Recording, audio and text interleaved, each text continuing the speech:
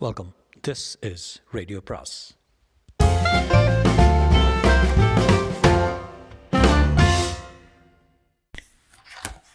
அனைவருக்கும் அன்பு வணக்கம்.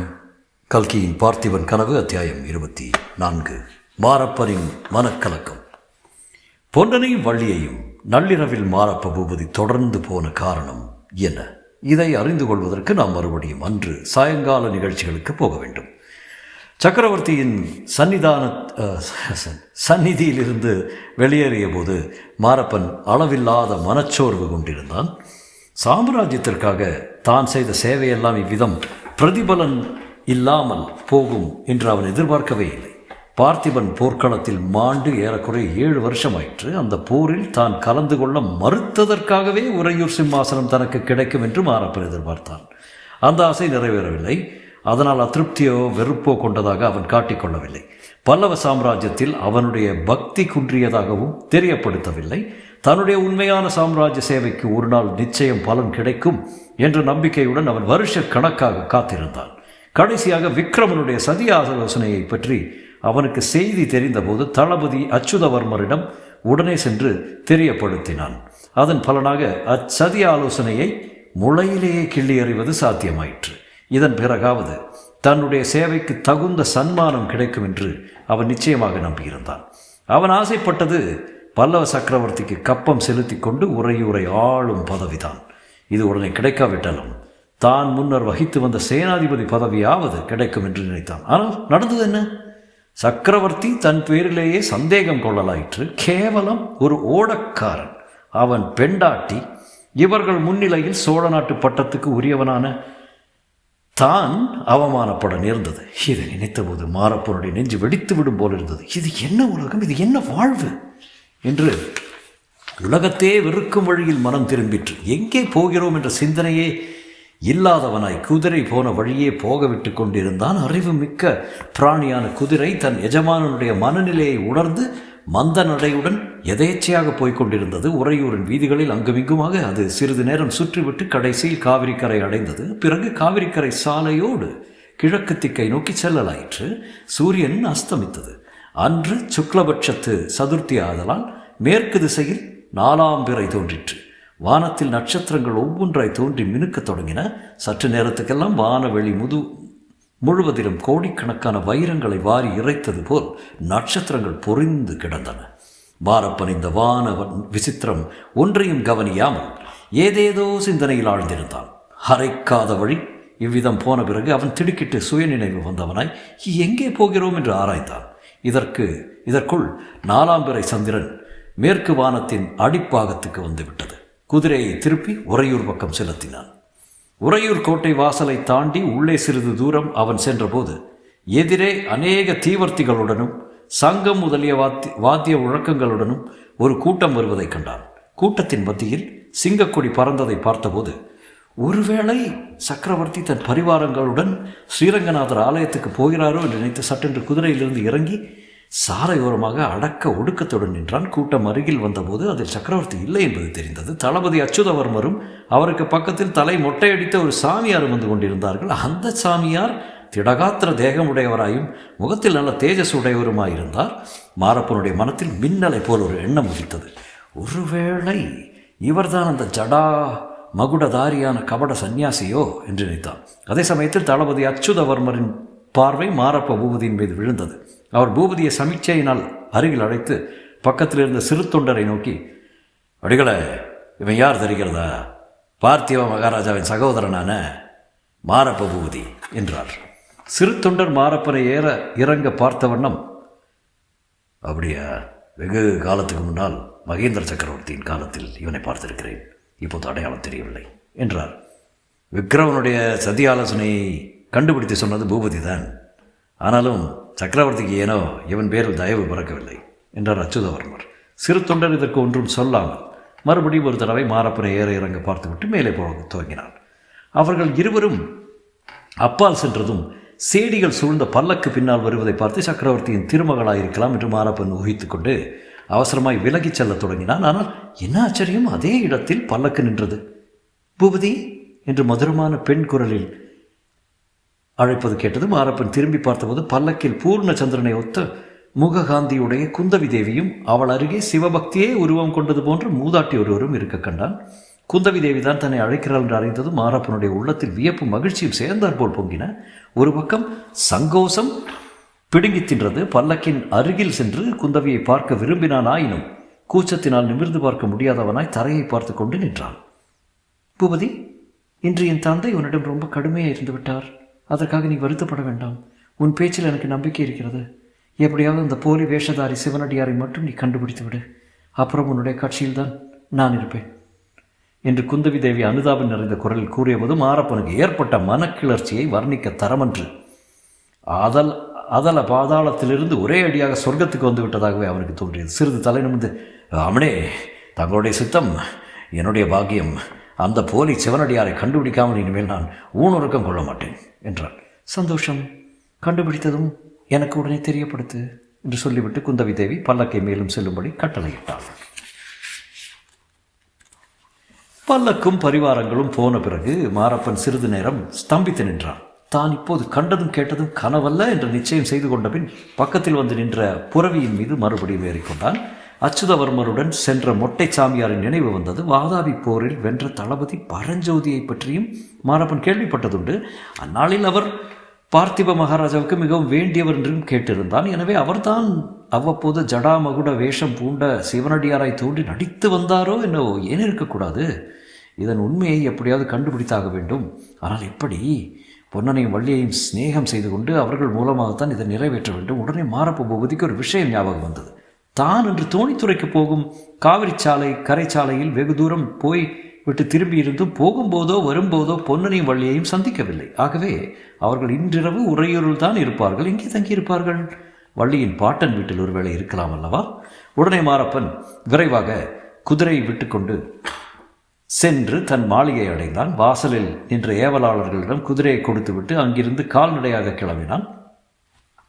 இரவு சாப்பாட்டை பற்றிய நினைவே அவனுக்கில்லை.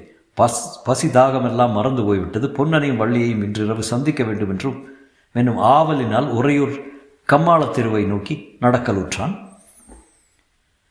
அப்போது அஸ்தமித்து ஒரு ஜாமத்துக்கு மேல் இருக்கும். உறையூரின் வீதிகளின் ஜனங்கள் நடமாட்டம் பெரிதும் குறைந்திருந்தது. சந்தடி அநேகமாக அடங்கிவிட்டது. ஆலயங்களுக்கு போய்விட்டு திரும்புவோர், தெருக்கூத்து பார்க்க செல்வோர், ராப்பிச்சைக்காரர் ஆகியோர் அங்கொருவரும் இங்கொருவருமாக காணப்பட்டனர். எங்கேயோ வெகு தூரத்தில், அகோ வாரும் பிள்ளாய், ஹரிச்சந்திர மகாராஜனே என்று விஸ்வாமித்திர முனிவர் அலறிக்கொண்டிருந்தார்.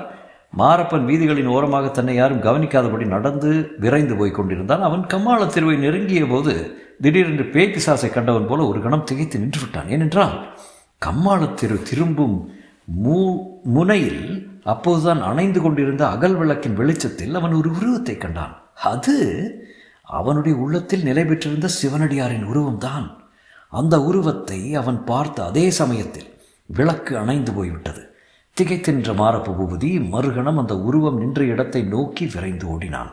ஆஹா, அந்த பொல்லாத வஞ்சக வேஷதாரியை அன்றிரவு கையும் மெய்யுமாக பிடித்து கொண்டு போய் சக்கரவர்த்தி திருமகளின் முன்னால் நிறுத்தினால் எவ்வளவு நன்றாயிருக்கும். அந்த ஆவலுடனே அவன் ஓடினான். ஆனால் விளக்கு தூணின் அருகில் சென்று பார்த்தபோது அங்கு ஒருவரையும் காணவில்லை. அந்த இடத்திலிருந்து 4 திசையிலும் 4 வீதிகள் போய்கொண்டிருந்தன. அவற்றுள் எந்த வீதி வழியாக சிவனடியார் போயிருக்கக்கூடும் என்று தீர்மானிக்க முடியவில்லை. மாரப்ப பூபதியின் உள்ளத்தில் சட்டென்று ஒரு யோசனை உதித்தது.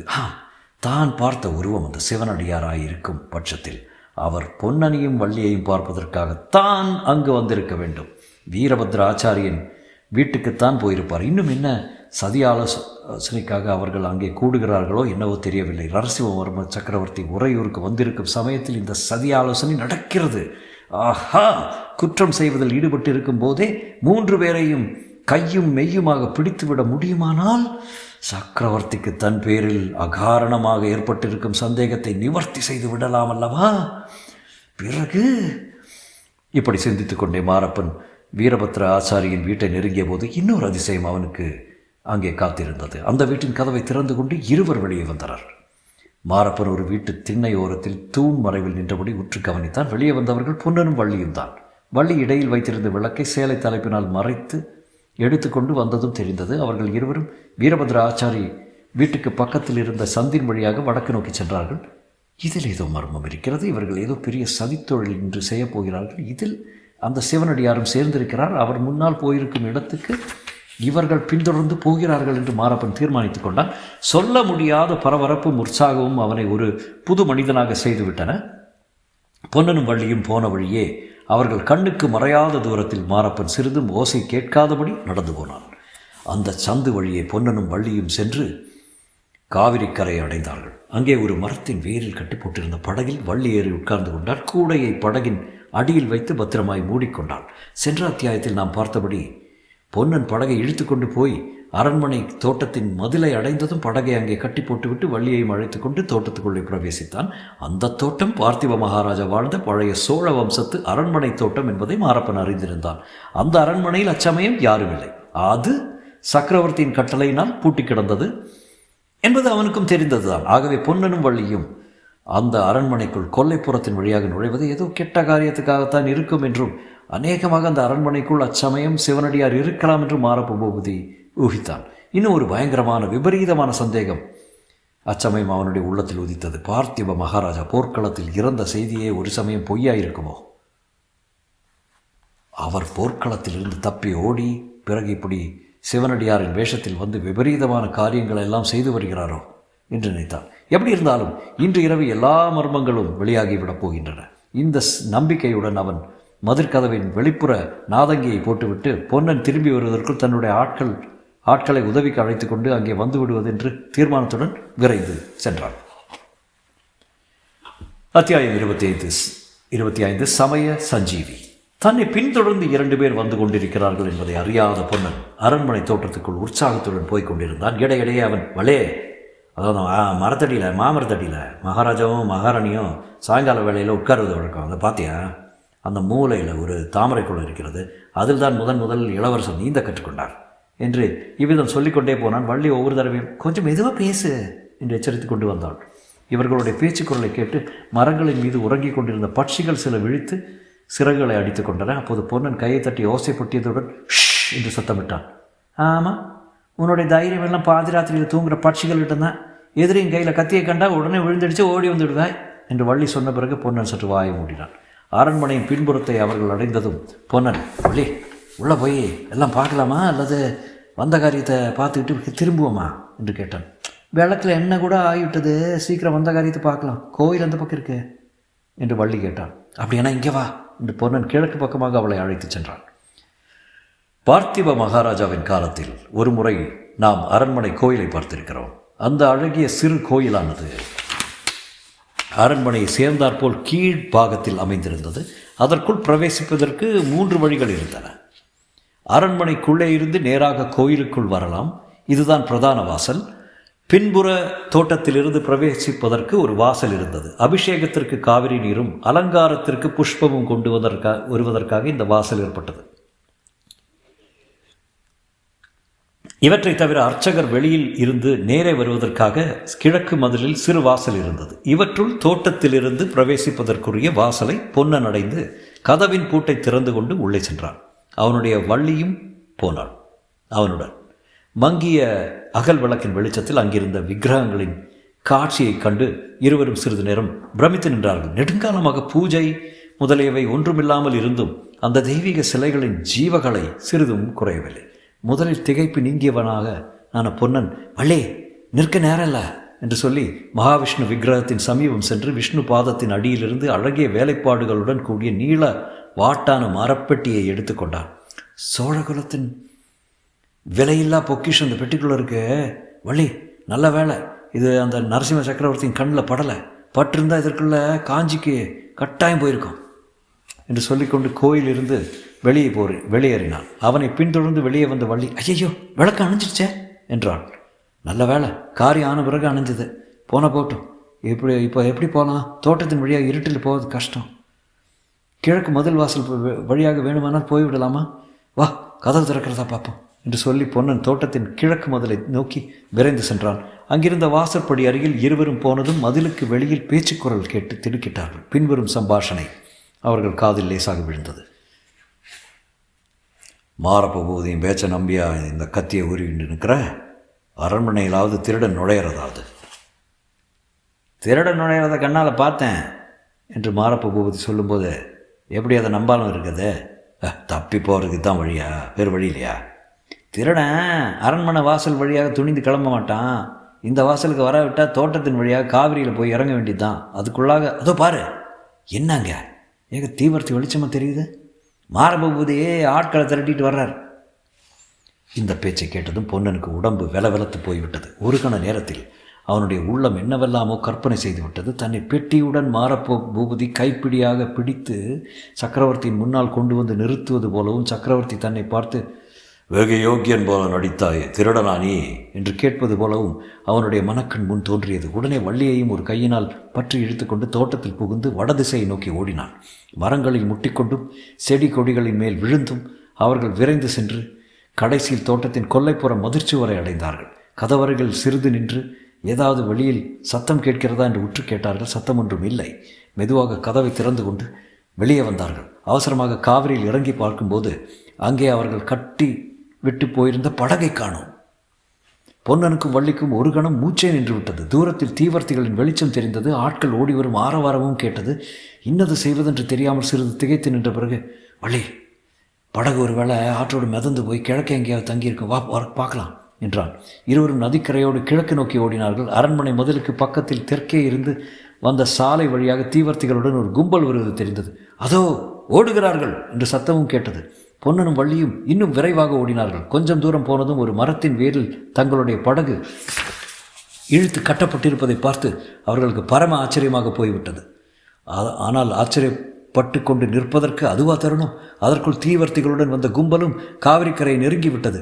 ஐயோ, அவர்களிடம் பெட்டியுடன் சிக்கிக்கொள்ளப் போகிறோமே என்று பொன்னன் பதைவதைத்தான். அதே சமயத்தில் படகு கட்டியிருந்த மரத்துக்கு பின்னால் இருந்த ஓர் உருவம் வெளிவந்தது.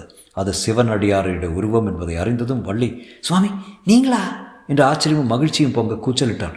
உஷ் என்று அடக்கினார் சிவனடியார். பொன்னா, இது பேசிக்கொண்டிருக்க சமயமல்ல. பெட்டியை பிடிக்கொடு, நான் காப்பாற்றி உன்னிடம் ஒப்புவிக்கிறேன். இல்லாவிட்டால் அகப்பட்டுக் கொள்வாய் என்றார். கொடு என்று வள்ளி பொன்னனை தூண்டினாள். பொன்னன் சிவனடியாரனும் பெட்டியை தயக்கத்துடன் தூக்கி கொடுத்தான். சிவனடியார், வள்ளி, நீ ஒரு சமயம் மாரப்பனிடமிருந்து என்னை தப்பு வச்ச. அதற்கு பிரதியாக இன்று உங்களை அதே மாரப்பனிடமிருந்து தப்பு வைக்கிறேன் என்றார். அடுத்த நிமிஷம் சிவனடியாரை காணும். மர நிழலில் மறைந்து மாயமாய் போய்விட்டார். பொன்னன் படகை அவசரமாக அவிழ்த்துவிட்டு வள்ளியை அதில் ஏற்றி தானும் ஏறிக்கொண்டான். அதே சமயத்தில் மாரப்பனும் அவனுடைய ஆட்களும் காவிரிக்கரையை அடைந்து படகு இருந்த இடத்தை நோக்கி விரைந்து ஓடி வரத் தொடங்கினார்கள். தொடரும்.